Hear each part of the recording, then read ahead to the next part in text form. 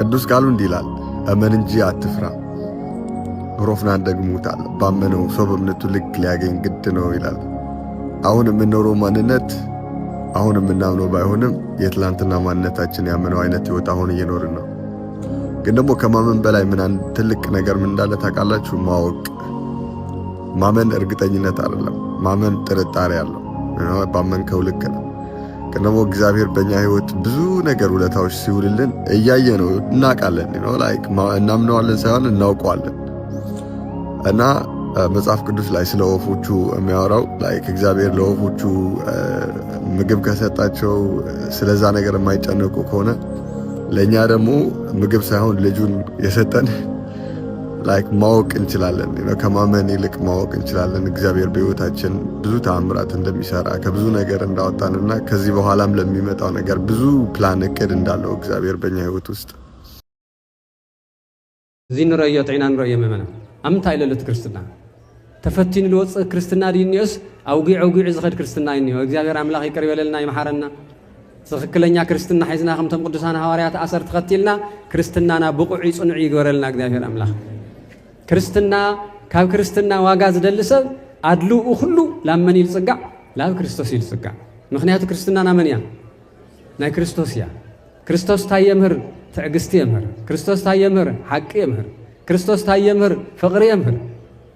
ካብዚ ወፃእ ግዜ የውሊል ክርስቲያን እዚ ካልእ የብለይ ቦቱ ልውዕለ ግዜ ለይ ግዜና አይና ንሰርሕ ዘለና ለይ ተልእኮና አይና ንሰርሕ ዘለና ኩሉ ንገብሮ ነገር ምውቃስ ዘይድሊ ሰብ ምፍልላይ ዓዲ ምፍልላይ ህዝቢ ዘይድሊ ነገር ስእሊ ክሕዝ ኣብ ቦታቱ ኣብ ኣሕዋቱ ኣብ ጎረቤቱ ኣብ ቤተሰቡ ከምቲ ዝነበረ ሕብረት ማሕበራዊ ህይወቱ ነቢሩ ከይነብር ብትንትንትንትንትን ኢሉ ዘይጭበጥ ዘይእረ ክግበር ዝግበር ዘሎ ፈተና አይና ክርስቲያን አይና ክርስቶን ተልእኮ ናይ ግልና ስምዒት እዩ ናይ ስጋ ስምዒት بخالي من قد تقليز خايون سيطان زند أزله خنفرس زند النازل من قد دين.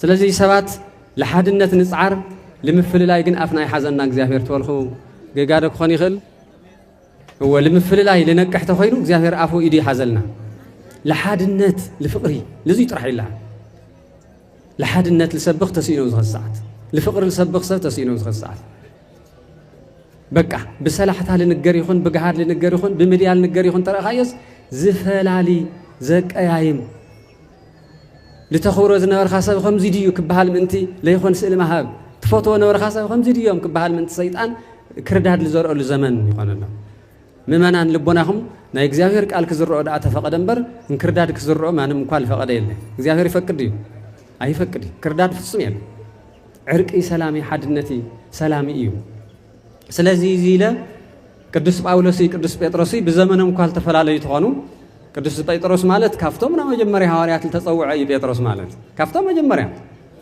البحرين يرسنا عتختل انتهي للتطوعي باولوس مالت دغمو دحري للتطوع سبي دير زير جن علم ام حداي كلهم اغلغلتهم لمن لكريستوس يمزالو كافتا ازيلنا كافتانا مودعتا خنبلا زغبنا حنتون قدس بيطرس أب تمرتو لتناجر قالنيا تاياتا قالسا يهي يسن نادلو لእግዚአብሔር من نادلو لقدس بيطرس ويلومو بيطرس مثل حواريات بيطرس مستم خالت حوات خوينو اسيرم ومنيرم غريفم ومنيرم اتلو مخنياتو انتايو بسم ኢየሱስ አይተምሩ ደይልናኩም ወከላይናኩም خليناكم دنورنا يحدو ጉደይልናኩም ነይርናይ ለምንታይ አይኹም ዳግም ተምሩ ለኹም ኢለምዎምሲ ዋ مو يلخمنا سخمس يلخمنا نيرخم أي قبل سب مدلاو جن الجزائر مدلاو حشيلنا ده أمبر إلى مرسيو بيترس إيه سنة نادلو